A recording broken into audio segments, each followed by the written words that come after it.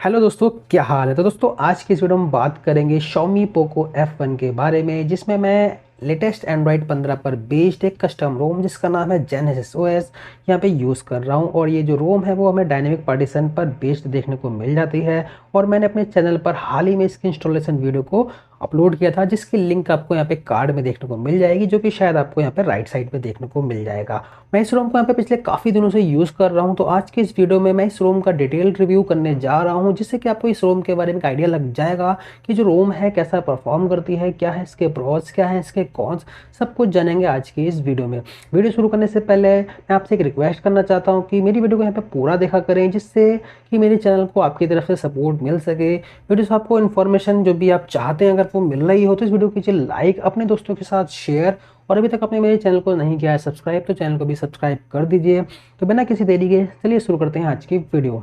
तो दोस्तों यहाँ पे सबसे पहले आपको लेकर चलता हूँ यहाँ पे सेटिंग्स में आने के बाद यहाँ पे आपको मिल जाता है अबाउट फ़ोन पे करते हैं टैप। तो अबाउट फ़ोन पे टैप करने के बाद यहाँ पे आपको कुछ डिवाइस की इन्फॉर्मेशन देखने को मिल जाती है।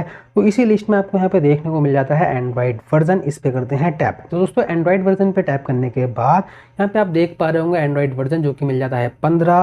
रोम का नाम मिल जाता है जेनेसिस और इसका वर्जन मिल जाता है 4.0 और इसका नाम मिल जाता है वर्ब। और आपको ये ऑफिशियल रोम देखने को मिलती है। और इस रोम में आपको मिल जाता है 5 अक्टूबर 2024 का सिक्योरिटी पैच। यहाँ पे आपको मिल जाता है रोम के मेंटेनर का नाम, यहाँ पे आपको वही बेस वेरिएंट वर्जन। बात करते हैं रोम में यूज़र है कर्नल की। तो दोस्तों इसमें आपको कर्नल मिल जाता है एट्यूड का, जो कि है OP13, जो कि बेस्ड है लाइनक्स के 4.9.337 के ऊपर।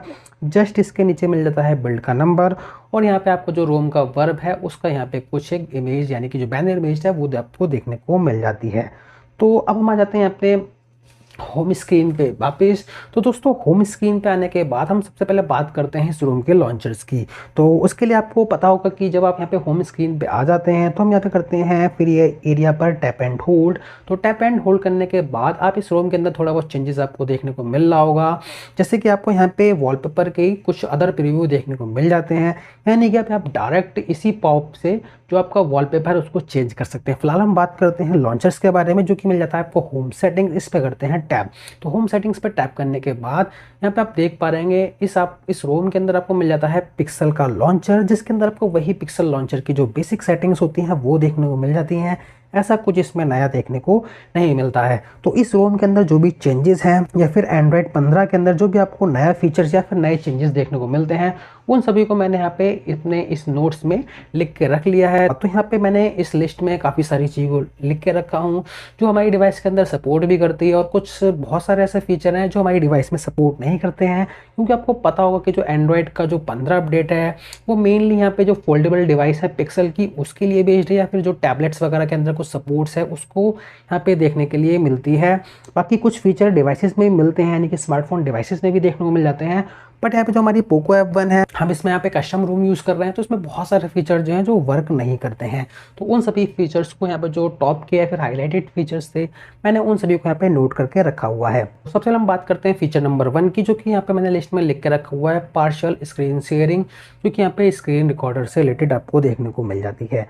तो आपको जैसे यहाँ पे हम स्क्रीन रिकॉर्डर के लिए आते हैं अपने कंट्रोल सेंटर में, जैसे यहाँ पे आप स्क्रीन रिकॉर्डिंग पर टैप करते हैं तो आप यहाँ पे देख सकते हैं आपको यहाँ पे एक मेन्यू या मतलब यहाँ पे एक सिलेक्शन देखने को मिलता है, सिंगल ऐप या फिर एंटायर स्क्रीन। तो ये दोस्तों फीचर है आपको ये एंड्रॉयड 14 के शायद QPR 2 में देखने को मिला था, बट यहाँ पे एंड्रॉयड 15 में आपको सभी डिवाइसेस में देखने को मिलने वाला है। यानी कि आप एंटायर स्क्रीन के साथ साथ पर्टिकुलर किसी एक एप्लीकेशन को भी यहाँ पे स्क्रीन रिकॉर्ड कर सकते हैं। तो जैसे कि यहाँ पे सिंगल ऐप हमने कर दिया है और हम यहाँ पे रिस्टार्ट करते हैं तो आपको ये डिकोड कर देगा, मतलब यहाँ पे निकाल के रख देगा कि आप यहाँ पे कौन सी एप्लीकेशंस का यहाँ पे स्क्रीन रिकॉर्ड करना चाहते हैं।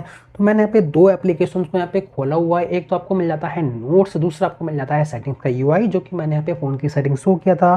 तो वो आपसे पूछता है अगर आप नोट्स की रिकॉर्ड करना चाहते हैं। तो जैसे हमने नोट्स पर टैप किया तो आप देख सकते हैं स्क्रीन रिकॉर्डिंग है वो स्टार्ट हो जाती है, और किसी भी टाइप का आपको लैग देखने को नहीं मिलता है अगर आप यहाँ पे स्क्रीन रिकॉर्डिंग को इनेबल करते हैं और स्टॉप करते हैं तो फटाफट से यहाँ पे स्टॉप हो जाता है बिना किसी लैग के। तो ये कुछ इस तरीके से यहाँ पे वर्क करता है। तो दोस्तों हम बात करते हैं हम अगले फीचर्स की, और अगला फीचर आपको मिलने वाला है new in app camera control, जो कि डिफ़ॉल्ट कैमरा एप्लीकेशन के लिए है। बट यहाँ पे आपको डिफ़ॉल्ट कैमरा देखने को नहीं मिलता है। तो यहाँ पे डिफ़ॉल्ट कैमरे के अंदर कुछ चेंजेस यहाँ पे किए गए हैं। तो दोस्तों आपको स्क्रीन पे इमेज शो हो रही होगी जिसमें यहाँ पे देखने को मिल जाता है कि old camera versus new camera. तो आप देख सकते हैं पहले जो डिफ़ॉल्ट कैमरा था उसमें सिर्फ यहाँ पे शटर बटन देखने को मिलता था, बट आपको शटर बटन के नीचे तो आइकन देखने को मिल जाते हैं। इसमें आपको एक कैमरा यानी कि आप फोटो वगैरह क्लिक कर सकते हैं, उसी बराबर में आपको वीडियो कैमरा का एक आइकन देखने को मिल जाता है, यानी कि शटर बटन के नीचे आपको एक आइकन मिल जाता है सिर्फ फोटो या फिर वीडियो। ये जो चेंजेस है वो हमें न्यू डिफ़ॉल्ट कैमरा में देखने को मिलता है, बट हमारी रोम के अंदर इसमें मी कैम देखने को मिलता है। तो दोस्तों इसके बाद हम बात करते हैं अगले चेंजेस की, और अगला चेंज यहाँ पे लिखा हुआ है universal toggle for keyboard vibration. और इसी के साथ ही वाइब्रेशन से रिलेटेड एक और चेंजेस है जो कि है अडाप्टिव वाइब्रेशन, और ये दोनों ही फीचर हमारी रोम में यहाँ पे नहीं देखने को मिलते हैं। और जो फीचर हमें मिलते हैं उसका मैंने ग्रीन का निशान बना रखा है टिक वाला, बाकी आपको क्रॉस बना हुआ है। हम बात करते हैं मेन टॉपिक की जो कि था यहाँ पे वाइब्रेशन एंड हैप्टिक्स से रिलेटेड। तो इस पर हम करते हैं टैब। तो इस पर आप जैसे ही टैप करते हैं आपको वाइब्रेशन एंड हैप्टिक्स से रिलेटेड यहाँ पे एक मेन्यूज या फिर जो भी सेटिंग्स है वो देखने को मिल जाती है, जिसके अंदर यहाँ पे जो रिंग मतलब जो कॉल की रिंग होती है उसके वाइब्रेशन को आप यहाँ पे स्लाइडर से मतलब मैनेज कर सकते हैं। इसके साथ ही नोटिफिकेशन का भी मैनेज कर सकते हैं, अलार्म का भी मैनेज कर सकते हैं, टच की जो इंटेंसिटी होती है आप उसको भी कंट्रोल कर सकते हैं, मीडिया को भी कंट्रोल कर सकते हैं। बट यहाँ पे एक टॉगल मिलता है एंड्रॉयड 15 के अंदर कीबोर्ड वाइब्रेशन, इस रूम में आपको देखने को नहीं मिलता है। बट आप ये इस इमेज में देख पा रहे होंगे आपको वाइब्रेशन या हैप्टिक के अंदर सबसे लास्ट में मिल जाता है कीबोर्ड वाइब्रेशन का टॉगल, जो आपको यहाँ पे हमारी पोको F1 में देखने को नहीं मिलता है। और नोट्स में मैंने यहाँ पे लिखा हुआ था अडाप्टिव वाइब्रेशन, तो इसी लिस्ट में जो वाइब्रेशंस की आपको यहाँ पे सेटिंग देखने को मिलती है वाइब्रेशन एंड हैप्टिक्स, इसी लिस्ट में आपको एक ऑप्शन मिलता है अडाप्टिव वाइब्रेशन, वो भी आपको पोको F1 में यहाँ पे मिसिंग देखने को मिलता है। आप यहाँ पे स्क्रीन पे देख पा रहे होंगे आपको अडाप्टिव वाइब्रेशन देखने को मिलता है। जैसे आप इस पर टैप करते हैं तो दोबारा से एक टॉगल यहाँ पे देखने को मिलता है यूज़ अडाप्टिव वाइब्रेशन, और यहाँ पे लिखा हुआ है कि ऑटोमेटिकली एडजस्ट करेगा आपकी फ़ोन के वाइब्रेशन को बेस्ड ऑन योर एनवायरनमेंट। तो ये फीचर यहाँ पे आपको पोको F1 में मिसिंग देखने को मिलता है। नोट्स में वापस आने के बाद यहाँ पे अगला चेंजेस हमें देखने को मिलता है सेंसिटिव नोटिफिकेशन। तो सेटिंग्स में वापस आने के बाद यहाँ पे आपको एक ऑप्शन मिलता है नोटिफिकेशन का। नोटिफिकेशन पे करते हैं टैप। तो नोटिफिकेशन पे आप जैसे ही टैप करते हैं तो आपको जो नोटिफिकेशन के सेटिंग्स होती हैं वो आपको मिल जाती है, ऐप नोटिफिकेशन, नोटिफिकेशन की हिस्ट्री, कन्वर्सेशन, बबल, प्राइवेसी में, यानी कि आपको यहाँ पे नोटिफिकेशन रीड रिप्लाई ओनली, ये कंट्रोल आपको देखने को मिल जाता है। तो दोस्तों यहाँ पे नोटिफिकेशन रीड रिप्लाई कंट्रोल आपको देखने को मिल जाता है। इस पे करते हैं टैप तो आप यहाँ पे देख सकते हैं कौन सी एप्लीकेशन के अंदर ये परमिशन है वो अलाउड है और किसके अंदर यहाँ पे नॉट अलाउड है, ये आपको यहाँ पे देखने को मिल जाता है। इसी के साथ ही नोटिफिकेशन ऑन लॉक स्क्रीन, इस पर आप करते हैं टैप तो ये आपको देखने को मिल जाता है कि लॉक स्क्रीन पे आप यहाँ पे नोटिफिकेशन को शो करना चाहते हैं। अगर शो करना चाहते हैं तो फिर ये हाइड कर सकते हैं, फिर शो कर सकते हैं, ये आपको देखने को मिल जाता है। इसी के नीचे आप देख पा रहे होंगे सेंसिटिव नोटिफिकेशन।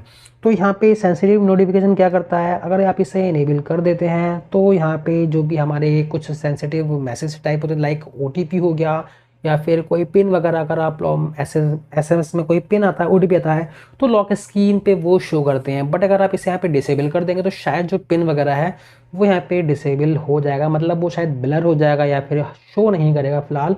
बट यहाँ पे अभी कोई SMS वगैरह तो है नहीं, तो मैं इस चीज़ को यहाँ पे शो नहीं कर सकता हूँ। बट आप यहाँ पे इसको चेकआउट कर सकते हैं और ये फीचर हमारी इस डिवाइस में भी देखने को मिल जाता है। बाकी की जो सेटिंग्स हैं वो आपको एंड्रॉयड 14 की तरह एज इट इज़ देखने को मिल जाते हैं। तो हम आते हैं अपने नोट्स में वापस और देखते हैं अगले चेंजेस को। नोट्स में वापस आने के बाद यहाँ पे अगला चेंजेस हमें देखने को मिल जाता है प्रेडिक्टिव बैक, यानी कि न्यू एनिमेशन ऐड किया गया है बैक जेस्चर में। तो वो अगर हम किसी एप्लीकेशन को करते हैं ओपन, जैसे कि मैंने यहाँ पे ब्रेव ब्राउज़र को ओपन कर दिया है, अगर हम यहाँ पे मैं करता हूँ यहाँ से बैक, तो आप देख सकते हैं यहाँ पे इसमें एक तरीके का एनिमेशन देखने को मिलता है एरो वाला, जो कि कुछ इस तरीके से आपको स्क्रीन पे शो कर रहा होगा। तो ये आपको बैक प्रेडिक्टिव जेस्चर आपको यहाँ पे देखने को मिल जाता है, तो कुछ इस तरीके से यहाँ पे वर्क कर रहा है। इसके बाद हम नोट्स में आते हैं वापस और देखते हैं अगले चेंजेस को। तो नोट्स में वापस आने के बाद यहाँ पे अगला चेंजेस हमें देखने को मिल जाता है न्यू कोलैप्सिव वॉल्यूम पैनल, और करते हैं वॉल्यूम बटन को प्रेस। तो जैसे हम यहाँ पे वॉल्यूम बटन को प्रेस करते हैं तो आपको वही वॉल्यूम का स्लाइडर देखने को मिल जाता है, जिससे आप यहाँ पे वॉल्यूम को कंट्रोल कर सकते हैं। इस बटन से आप यहाँ पे इसकी वाइब्रेशन जो भी साउंड प्रोफाइल होती है वाइब्रेट पे रखना चाहते हैं, मीन साइलेंट करना चाहते हैं या फिर साउंड रखना चाहते हैं, वो आपको यहाँ पे देखने को मिल जाता है। इसी के लिए आपको मिलते हैं 3 डॉट, इस पे करते हैं टैप तो आपको एंड्रॉयड 15 में कुछ इस तरीके का वॉल्यूम पैनल है वो देखने को मिल जाता है, जिसमें आपको यहाँ पे मीडिया का वॉल्यूम कंट्रोल कर सकते हैं, कॉल का कंट्रोल कर सकते हैं, रिंग का, नोटिफिकेशन का, अलार्म का। इसी के साथ ही अगर आपने कोई ब्लूटूथ डिवाइस कनेक्ट कर रखी है तो आप उसका भी यहाँ पे वॉल्यूम जो है वो कंट्रोल कर सकते हैं। तो ये कुछ इस तरीके से आपको नया वाला जो वॉल्यूम पैनल है वो आपको यहाँ पे देखने को मिल जाता है। वापस आते हैं नोट्स में और देखते हैं अगले चेंजेस को। अगला चेंजेस हमें देखने को मिलता है ब्लूटूथ से रिलेटेड, और यहाँ पे ब्लूटूथ से रिलेटेड यहाँ पे 2 चेंजेस है, और यहाँ पे मैंने एक को लिख कर रखा है ब्लूटूथ ऑटो ऑन। इस रोम में मतलब हमें देखने को नहीं मिलता, बल्कि एंड्रॉयड 15 में हमें देखने को मिलता है। तो मैं आपको शो कर देता हूँ।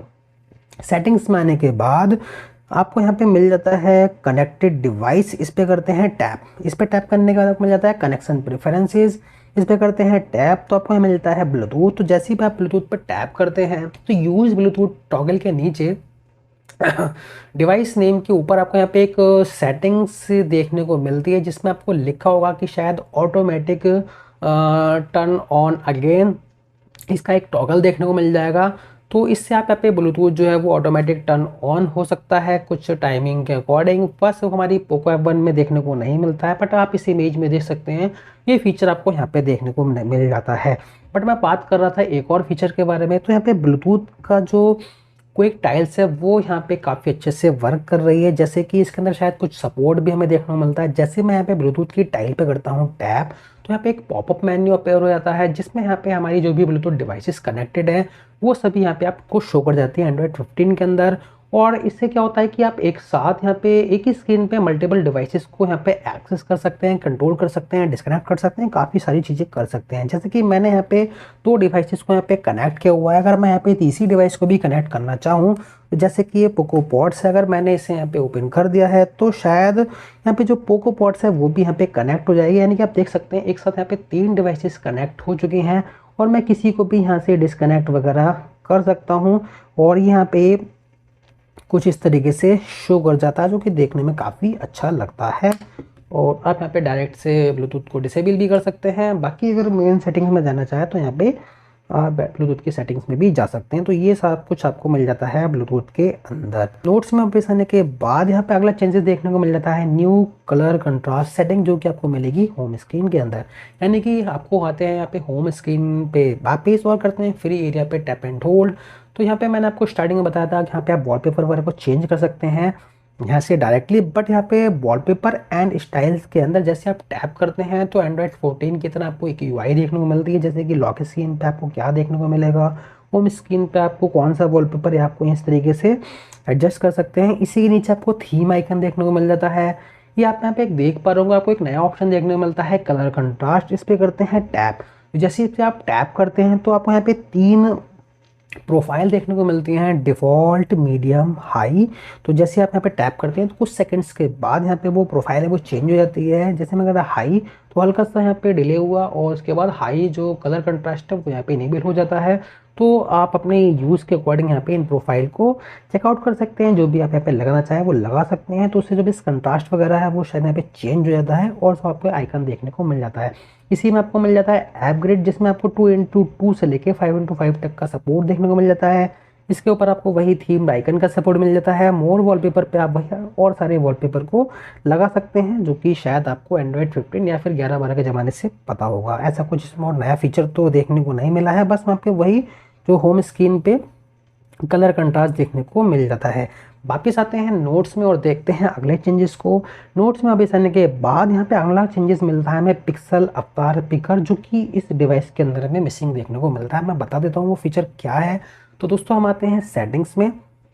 सेटिंग्स में आने के बाद आपको यहाँ पे मिल जाता है सिस्टम। सिस्टम में आने के बाद आपको यहाँ पे मिल जाता है रोम में यूज़र, जबकि पिक्सल में शायद यहाँ पे मल्टी यूज़र लिखा होगा। तो यूज़र में आने के बाद यहाँ पे जो भी हमारा यूज़र होता है, जैसे कि मैंने अपना जो भी ईमेल आईडी गूगल की यहाँ पे साइन इन की हुई है, यानी कि इस डिवाइस से सिंक की हुई है। तो अगर हम यहाँ पे इस यूज़र के प्रोफाइल पिक पे करते हैं टैप, तो यहाँ पे आपको उस गूगल अकाउंट की पिक शो करती है नई वाली पिक्सल अवतार पिकर में। बट यहाँ पे इस फीचर को पिक्सल मतलब पोको F1 में देखने को नहीं मिलता है। तो वो आपको जो गूगल अकाउंट का पिक्चर है वो शो नहीं कर रहा है, बट आपको पिक्सल डिवाइसेस में आपको गूगल के अकाउंट का पिक्चर जो है वो शो कर देता है, तो ये फिलहाल हमारी डिवाइस के अंदर देखने को नहीं मिलता है। नोट्स में आते हैं वापस। नोट्स में वापस आने के बाद यहाँ पे अगला जो लास्ट फीचर है वो भी हमारी डिवाइस में देखने को नहीं मिलता है, जो कि ऐड किया गया है न्यू डिवाइस डायग्नोस्टिक मेन्यू इन सेटिंग्स। इसे मिनिमाइज करते हैं, सेटिंग्स में आते हैं। सेटिंग्स में आने के बाद यहाँ पे आपको मिल जाता है सिस्टम। सिस्टम में आपको सबसे नीचे एक ऑप्शन देखने को मिलेगा, डिवाइस डायग्नोस्टिक नाम से एक नया ऑप्शन देखने को मिलेगा। आप जैसे इसको टैप करेंगे आप स्क्रीन पे देख पा रहे होंगे, आपको दो ऑप्शन देखने को मिलेंगे, कंपोनेंट हेल्थ या फिर evolution mode.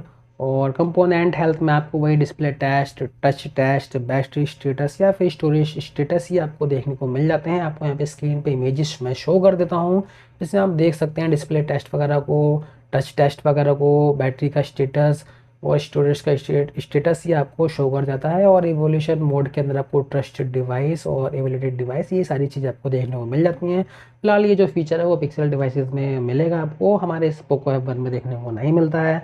But Poco F1 में हम यहाँ पे बैटरी की हेल्थ को यहाँ पे बैटरी के अंदर यहाँ पे चेक कर सकते हैं। तो बैटरी में आने के बाद आपको यहाँ पे बैटरी का UI देखने को मिल जाता है। इसके अंदर आपको थर्मल प्रोफाइल का आपको सपोर्ट देखने को मिल जाता है। हल्का सा डिले लगता है बट सपोर्ट आपको देखने को मिल जाता है। आपने कोई भी एप्लीकेशन यहाँ पे इंस्टॉल की हुई है तो आप उस एप्लीकेशन के नेचर के अकॉर्डिंग उसकी प्रोफाइल को सेट कर सकते हैं। जैसे कि यहाँ पे जो BGMI है वो गेमिंग है, मतलब गेमिंग एप्लीकेशन है, तो मैंने यहाँ पे गेमिंग प्रोफाइल को सेट किया हुआ है। बाकी आपको performance, browser, camera, dialer, gaming और स्ट्रीमिंग, आपको ये प्रोफाइल जो है वो देखने को मिल जाती हैं। इसी के नीचे बैटरी यूसेज, तो वही आपको एंड्रॉयड 15 में यही एंड्रॉयड 14 वाला बैटरी यूसेज देखने को मिल जाता है। ऐसा कुछ इसमें नया तो हमें देखने को नहीं मिलता है।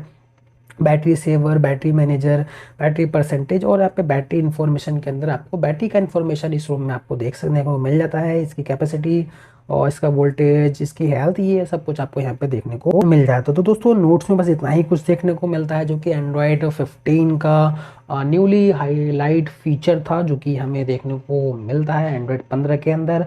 तो हम देख लेते हैं बाकी इस रोम के अंदर हमें क्या क्या देखने को मिल जाता है। तो शुरुआत करते हैं सेटिंग्स में, वापस से शुरू से सेटिंग्स में आते हैं। सेटिंग में वही आपको गूगल का सेटिंग मिल जाता है, बैकअप, कॉपी डेटा ये आपको मिल जाता है। नेटवर्क के अंदर वही एंड्रॉयड 14 के अंदर जो हमें सेटिंग्स मिलती हैं सिमिलर आपको वही सेटिंग्स देखने को मिलती हैं, नया कुछ देखने को नहीं मिलता है। बट जेनेसिस को मैं फर्स्ट टाइम यूज़ कर रहा हूँ और इससे पहले CRWrite कर रहा था, तो CRWrite में हमें सिम को इनेबल या फिर डिसेबल करने का सपोर्ट देखने को नहीं मिलता था। बट यहाँ पे जेनेसिस में आप सिम इनेबल या फिर डिसेबल कर सकते हैं, तो ये काफ़ी अच्छा फीचर लगता है मुझे। बाकी VPN, DNS ये सब कुछ आपको देखने को मिल जाता है। कनेक्टेड डिवाइस में वही आपको वही ब्लूटूथ वगैरह का सपोर्ट देखने को मिल जाता है।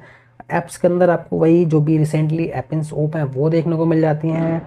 डिफ़ॉल्ट पे आप कौन सी एप्लीकेशन को रखना चाहते हैं वो मिल जाता है।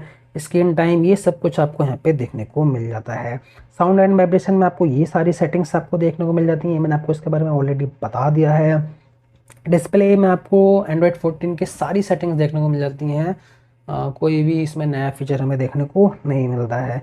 वॉलपेपर स्टाइल को ऑलरेडी कवर कर चुका हूँ। स्टोरेज आपको ऐसा ही देखने को मिलता है। एंड्रॉयड जो 15 है वो 11 GB यहाँ पे लेता है, ये आपको यहाँ पे देखने को मिल जाता है।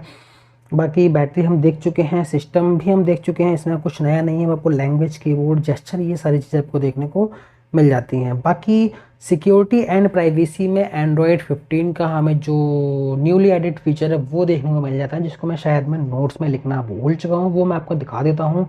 तो जैसे आप यहाँ पे सिक्योरिटी एंड प्राइवेसी में आते हैं, आपको यहाँ पे मिल जाता है प्राइवेसी के अंदर आपको प्राइवेसी कंट्रोल मिल जाता है, जिसमें आप देख सकते हैं कि कौन कौन सी मतलब आपको कंट्रोल्स मिल जाते हैं, मतलब माइक्रोफोन, कैमरा, ये सब कुछ आपको देखने को मिल जाता है। प्राइवेसी डैशबोर्ड मिल जाता है कि कौन सी एप्लीकेशन ने यहाँ पे क्या एक्सेस किया है, लोकेशन, कैमरा, वो आप यहाँ पे देख सकते हैं। इसी के नीचे आपको मिल जाता है प्राइवेट स्पेस, जो कि एंड्रॉयड 15 में लेटेस्ट फीचर हमें देखने को मिल जाता है। और मैं इसे अपने फिंगरप्रिंट से करता हूँ अनलॉक करने के बाद यहाँ पे लिखा हुआ है हाइड या फिर लॉक कर सकते हैं प्राइवेट ऐप्स को इन अ सेपरेट स्पेस और यूज़ करें dedicated account for extra security. तो बेसिकली यहाँ पे हम कुछ एप्लीकेशंस को अगर हाइड करना चाहते हैं, मतलब और कोई ना देखे, तो उसी चीज़ के लिए आपको ये प्राइवेट स्पेस देखने को मिल जाता है। तो मैं इसे यहाँ पे करता हूँ सेटअप करने के लिए आपको यहाँ से आपसे पूछेगा कि आप अपना जो एग्जिस्टिंग स्क्रीन लॉक है वो लगा सकते हैं या फिर कुछ नया सेटअप करना चाहें तो वो आप सेटअप कर सकते हैं। तो आप देख सकते हैं चूज़ न्यू, तो जैसे ही मैं यहाँ पे चूज़ न्यू पे टैप करता हूँ तो मुझे जो अपना पुराना स्क्रीन मतलब जो पिन है वो डालना होता है। तो यहाँ पे हल्का सा डिले था और मैंने जो अपना करंट पिन है वो यहाँ पे एंटर किया। एंटर करने के बाद यहाँ पे आपको देख सकते हैं कि आपको जो करंट स्क्रीन है वो लोग को सेट कर सकते हैं। अगर कुछ नया करना चाहते हैं तो वो भी कर सकते हैं। तो फिलहाल मैं नया करना चाहता हूँ, तो यहाँ पे मैं नया पिन डालता हूँ 1225, एंटर। फिर से हमें करेंगे एक बार से री एंटर 1225, कन्फर्म। तो जैसे यहाँ पे कन्फर्म किया, फिंगरप्रिंट हमसे पूछ रहा है, इसको करेंगे हम बाद में setup. Just a second wait. Wait करने के बाद ऑल सेट लिख के आ चुका है, डन कर देना है। तो डन करने के बाद आपको वापस से वही अपना जो नॉर्मल फ़ोन है यूज़ करना है। आप किसी भी मतलब ऐप डोर में आते हैं। ऐप डोर में आने के बाद आपको यहाँ पे बॉटम में मिलता है प्राइवेट, यहाँ पे करते हैं टैप। तो टैप करने के बाद आपने जो नया पिन डाला था उसको वो एंटर करना है 1225। और जैसे हमने किया एंटर, एंटर करने के बाद यहाँ पे आपको जो प्राइवेट स्पेस है वो देखने को मिल जाता है। प्लस बटन पे टैप करने के बाद इसके अंदर आप यहाँ पे नया गूगल अकाउंट साइन इन करके एप्लीकेशन को इंस्टॉल वगैरह कर सकते हैं। इनके आप मतलब डुअल ऐप की तरह शायद इसको यूज़ कर सकते हैं। और ये सब कुछ आपको यहाँ पे देखने को मिल जाता है। वापस से अगर आप लॉक कर देंगे तो ये वापस से लॉक हो जाएगा। और अगर आप चाहते हैं कि ये भी जो यहाँ से हाइड हो जाए तो आपको एक बार इसे करना है अनलॉक। और अनलॉक करने के बाद यहाँ पे आपको मिलता है सेटिंग का आइकन। सेटिंग का आइकन के बाद आप इसे हाइड कर सकते हैं, हाइड प्राइवेट स्पेस। तो सिंपल सा इस पर टैप किया, टैप करने के बाद आपको एक टॉगल मिलता है, इसको टॉगल को क्या इनेबल यहाँ पे कर दिया गॉट इट करने के बाद जैसे आप अपने यहाँ पे वापस आएंगे, मैं सबको क्लोज कर देता हूँ। तो आप देख सकते हैं अब ऐप ड्रॉअर में एक बार आपको लॉक करना होगा। लॉक करने के बाद अब आप देख सकते हैं आपको कहीं भी नहीं मिलेगा वो बॉटम में जो मिलता था प्राइवेट। अब उसको अगर आपको एक्सेस करना है तो आपको अपनी ऐप ड्रॉअर में जो सर्च बार होती है उसमें आपको यहाँ पे टाइप करना है प्राइवेट। तो जैसे आप PRI लिखेंगे तो आपको यहाँ पे सजेशन मिल जाएगा और यहाँ पे 1225 जो भी आपने उसका पिन पैटर्न लगाया हुआ है वो आपको देखने को मिल जाएगा। और सेटिंग में आके आप मैं ऐसे कर देता हूँ डिलीट। इस तरीके से आप इसको यूज़ कर सकते हैं। और जो भी हमने पिन लगाया था एक बार से फिर से कंफर्म करते हैं और हमने यहाँ पे प्राइवेट स्पेस को डिलीट कर दिया। तो कुछ इस तरीके से प्राइवेट स्पेस यहाँ पे अच्छे से वर्क कर रहा है। एक चीज़ और देखने को मिलती है यहाँ पे, उसको भी मैं नोट्स में लिखने से भूल गया हूँ, माफ़ी चाहूँगा। तो एंड्रॉयड 15 के अंदर मिलता है हमें ऐप आर्चिव का सपोर्ट, जो कि है किसी भी एप्लीकेशन को करते हैं टैप एंड होल्ड। तो यहाँ पे जो इन्फॉर्मेशन का बटन आइकन होता है इस पर करते हैं टैप। तो जैसे ही आइकन पे टैप करते हैं यहाँ पे हमें ऑप्शन मिलता है आर्चीव का। तो इस पर जैसे हम टैप करेंगे ये जो एप्लीकेशन है वो आर्चीव हो गई है। मतलब कि ये जो है अनइंस्टॉल्ड तो नहीं हुई है, बट यहाँ पे जो फ़ोन की मेमोरी से फ्री हो चुकी है। और अब यहाँ पे जो फ़ोन की मेमोरी में इस एप्लीकेशन का कोई रोल नहीं है। बट यहाँ पे इसका फ़ायदा ये है कि अगर आप किसी भी एप्लीकेशन को अनइंस्टॉल करते हैं तो मेमोरी को तो फ्री कर देता है, बट उसको जब वापस से आप रीइंस्टॉल करते हैं तो आपको वापस से सेटअप वगैरह करना पड़ता है। बट यहाँ पे आर्चीव के केस में क्या है, आपको सिंपल से इसे टैप करना है। टैप करने के बाद जो भी मोबाइल डेटा या फिर वाईफाई वगैरह से आप कनेक्ट हैं तो सिंपल से उसको डाउनलोड करेगा। जब ये एप्लीकेशन डाउनलोड जाएगी तो जिस कंडीशन में एप्लीकेशन पहले चल रही थी उसी कंडीशन में आपको ये देखने को मिलेगी। मतलब कि आपको यहाँ पे कुछ भी सेटअप नहीं करना है, सब कुछ आपको एज इट इज़ देखने को मिलेगा जैसे कि पहले देखने को मिल रहा है। और ये फीचर जो है काफ़ी यूज़फुल है। आप यहाँ पे अपनी जो लो एंड मतलब लो मेमोरी वाले डिवाइसेज हैं तो उनके लिए काफ़ी बेनिफिट रहेगा इसके अंदर, क्योंकि जो भी अनयूज्ड हैं ऐप हैं आप उसको आर्चीव में डाल सकते हैं और जो कि मेमोरी है उसको आप यूज़ में ले सकते हैं। तो आई थिंक और तो शायद यहाँ पे कोई फीचर नहीं होगा जिसको शायद मैं भूल गया हूँ। आई थिंक यही सारे फीचर थे और मैंने इसको अच्छे से कवर कर दिया है। बाकी कनेक्टिविटी की बात करता हूँ तो इसमें आपको मिल जाता है गूगल का डायलर। और गूगल का डायलर में आपको कॉल रिकॉर्डिंग का सपोर्ट नहीं मिलता, आपको ऑलरेडी पता है। बट यहाँ पे जो कॉलिंग वगैरह में किसी भी टाइप का कोई दिक्कत नहीं है और जो नेटिव वीडियो कॉल है वो भी अच्छे से यहाँ पे वर्क कर रही है। बाकी इसके अंदर डॉल्बी एटमॉस ये मैंने आपको बता दिया है। अगर आप इस रोम को यूज़ करना चाहते हैं और यहाँ पे बैंकिंग एप्लीकेशन को यूज़ करना चाहते हैं तो यहाँ पे मैंने यासनेक को इंस्टॉल किया हुआ है, मैं आपको शो कर देता हूँ। इसके अंदर आपको सेफ्टी नेट जो है वो भी आउट ऑफ द बॉक्स यहाँ पे पास देखने को मिलता है, नहीं किसी भी टाइप की कोई दिक्कत नहीं है अगर आप यहाँ पे बैंकिंग एप्लीकेशन को यूज़ करना चाहते हैं। बाकी प्ले प्रोटेक्शन में भी आपको जो डिवाइस है वो आपको यहाँ पे सर्टिफाइड देखने को मिलती है, तो किसी भी एप्लीकेशन को इंस्टॉल करने में आपको कोई भी परेशानी जो है वो नहीं आने वाली है। और इस रोम का बैटरी बैकअप मुझे काफ़ी अच्छा लगा और ये फर्स्ट बिल्ड थी इस रोम की तरफ से, तो उसके हिसाब से इसके अंदर जो कोई भी मुझे ऐसा कोई मेजर बग जो है वो देखने को नहीं मिला है। रोम जो है वो काफ़ी स्टेबल देखने को मिलती है। एज डेली ड्राइवर आप इसको कंसीडर कर सकते हैं। और आप देख सकते हैं मैंने यहाँ पे GCam को भी इंस्टॉल किया हुआ है। शायद एक मैंने वही नाम याद नहीं आ रहा है पैरेट वाला वो डाला हुआ है, एक यहाँ पे BHG का डाला हुआ है और दोनों ही GCam जो है काफ़ी अच्छे से वर्क कर रहे हैं। तो GCam वगैरह भी आप इसमें यूज़ कर सकते हैं, कोई दिक्कत वाली बात नहीं है। अब कुछ लोगों का कंसर्न होगा कि इस रोम की परफॉर्मेंस वगैरह जो है वो कैसे देखने को मिलती है। तो मैंने शायद इस रोम के ऊपर एक BGMI का गेम प्ले था उसको मैंने लाइव स्ट्रीम किया था और लाइव स्ट्रीम में स्क्रीन रिकॉर्डिंग भी होती है, तो उसकी वजह से यहाँ पे जो परफॉर्मेंस है वो काफ़ी बुरी देखने को मिली थी। बट यहाँ पे मैंने गीकबेंच को इंस्टॉल किया हुआ है और इसके अंदर मैंने अभी एक टेस्ट को रन किया था, जिसकी हिस्ट्री मैं आपको यहाँ पे दिखा देता हूँ। तो बेंचमार्क स्कोर के हिसाब से जो रोम की परफॉर्मेंस है वो काफ़ी शानदार देखने को मिल जाती है। आप देख सकते हैं सिंगल कोर आपको मिलता है 560 का और मल्टी कोर मिल जाता है 2017, जो कि काफ़ी मतलब अच्छा स्कोर है पोको F1 के लिए। आप देख सकते हैं सिंगल कोर 560 और मल्टी कोर एवरेज से मतलब 1520 है। इस रोम के अंदर आपको मिल जाता है 2017। तो बेंचमार्क इसका काफ़ी अच्छा देखने को मिल जाता है। बट जो पुरानी वाली हमारी सीपीयू थ्रॉटल थी वो तो प्ले स्टोर पर देखने को नहीं मिलती है एंड्रॉइड 14 के बाद से। और ये जो नई सीपीयू थ्रॉटल है इसमें मैंने एक टेस्ट को रन किया था। टेस्ट हिस्ट्री में आप देख सकते हैं 10 मिनट वाला टेस्ट लगाया था। तो आप देख सकते हैं किस तरीके से यहाँ पे थ्रॉटल करती है डिवाइस। तो यानी कि गेमिंग में तो शायद अच्छा यूज़ नहीं करेगी, मे बी मेरे केस में स्क्रीन रिकॉर्डिंग थी इसलिए बेकार था। बट एक्सपीरियंस जो है वो काफ़ी बुरा मिलने वाला है आपको गेमिंग के लिए। नॉर्मल यूज़ के लिए जो रोम है काफ़ी अच्छी है और वीडियो जो है काफ़ी लेंथी हो चुकी है। सारे पॉइंट को भी मैंने कवर कर लिया। आई थिंक कोई भी पॉइंट यहाँ पे छूटा नहीं होगा। और रोम के अंदर ज़्यादा कुछ कस्टमाइजेशन तो है नहीं, जो भी गूगल की बेसिक सर्विसेज हैं वो आपको देखने को मिल जाती हैं। बट शायद जो गूगल का इमेज सर्किल या जो भी फीचर है वो तो शायद पुराना है। आई थिंक 15 का या 15 में आया था, आई डोंट नो। तो वो आपको देखने को मिल जाता है। आप सर्किल करके किसी भी चीज़ को सर्च कर सकते हैं और ये हमें इसमें देखने को मिल जाता है।